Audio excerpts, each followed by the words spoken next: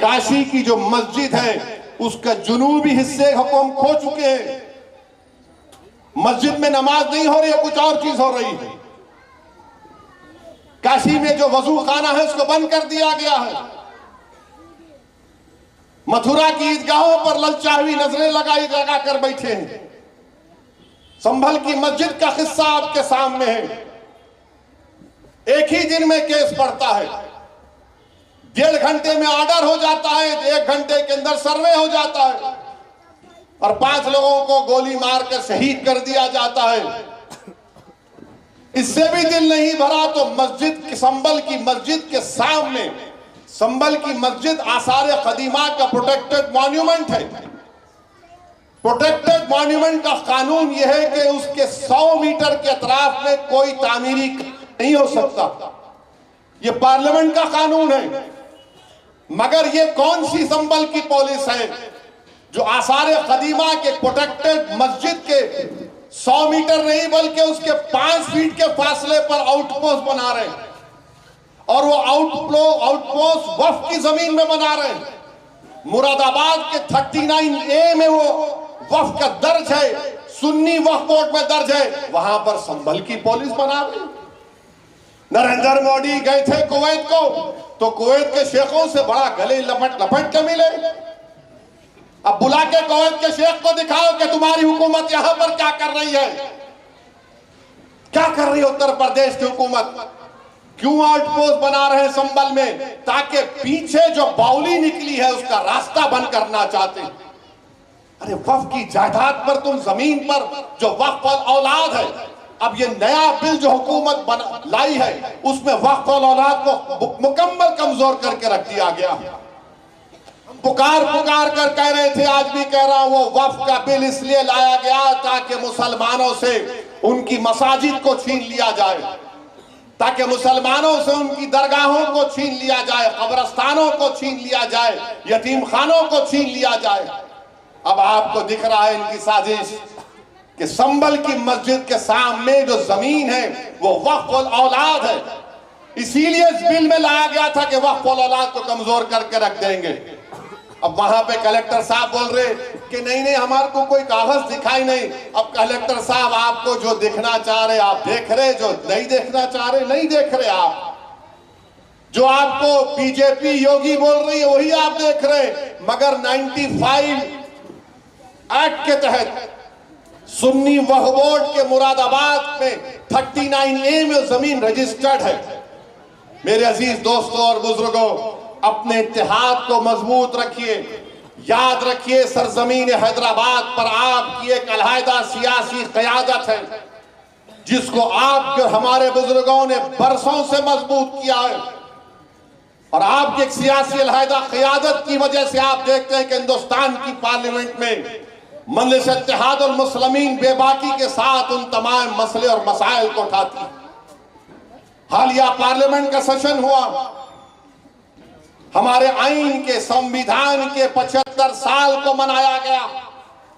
जब मैंने पार्लियामेंट में उठकर कहा कि 1962 दिसंबर में श्रीनगर में अल्लाह के रसूल सल्लल्लाहु अलैहि वसल्लम के मुंह मुबारक की चोरी हुई थी, पूरे मुल्क में दंगा हुआ और उसके बाद मौजूदा बंगाल जो हमारे मुल्क में है वहां से 8 लाख मुसलमानों को जबरन मौजूदा बांग्लादेश में ढकेल दिया गया, तो कई लोग यकीन नहीं किए। मेरे घर पर आए, बोले आपने कहा कैसा है, मतलब ये सबूत है, ये कागज है हुकूमत हिंद का उस वक्त का, बताओ झूठ है क्या ये। खामोश हो गए। पुरानी पार्टी के बड़े चाहने वाले भी थे, बोले ये कहां से निकाल के लाते आप।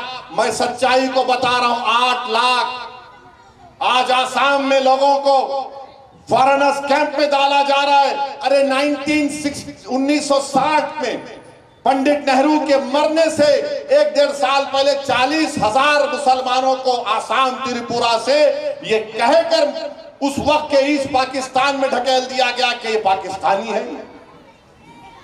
बताइए मेरे अजीज दोस्तों और बुजुर्गों, यही तो मैं आपसे अर्ज कर रहा हूं कि अपने कलायदा सियासी शनाख्त क़यादत को मजबूत आपने किया है, इसको और मजबूत रखिए। सवाल मेरे असदुद्दीन ओवैसी या मुमताज अहमद खां का नहीं, आज हम हैं कल नहीं रहेंगे, दुनिया का निजाम है। मगर मुल्क के हालात, अगर कोई उम्मीद लगाकर बैठा है कि नहीं नहीं अच्छे हो जाएंगे, मैंने पार्लियामेंट में कहा, बाहर भी कहा, 240 बीजेपी लाई, ये नफरत की कामयाबी है, मोहब्बत की कामयाबी नहीं है। उस वक्त भी लोग यकीन नहीं किया, आज भी कह रहा हूं आपको, ये सब जो नए नए कानून बनाना चाह रहे कि वक्त में असेंबली, पार्लियामेंट और बल्दिया के इलेक्शन करवाए जाएंगे, क्यों करवाए जाएंगे? ताकि इनको फायदा हो जाए।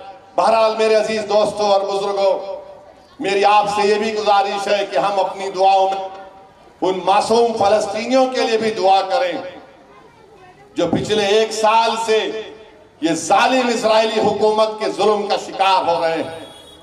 मेरे भाई, पूरा नार्दन गाजा को खाली कर दिया गया है। 45,000 से ज्यादा लोग शहीद हो चुके हैं।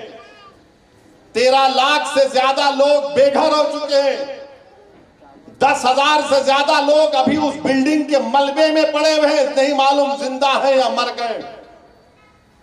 इन 45,000 में 17-18,000 के करीब तो मासूम बच्चों की मौत हुई है। अब गाजा में कोई 9-10 साल के बच्चे नजर नहीं आते, सब तकरीबन मर चुके हैं। अपने खास दुआओं में अल्लाह से दुआ करें कि अल्लाह सुब्हानहू व तआला उन गाजा के फलस्तीनियों को अल्लाह उनको जिंदा रखे और उनको कामयाब करे। जो दुनिया आज गूंगी और अंधी बन चुकी है, अल्लाह उनको देख ले। जो दुनिया उनके लिए तंग कर दी गई है, अल्लाह उनके लिए दुनिया को कुशादा फरमा दे।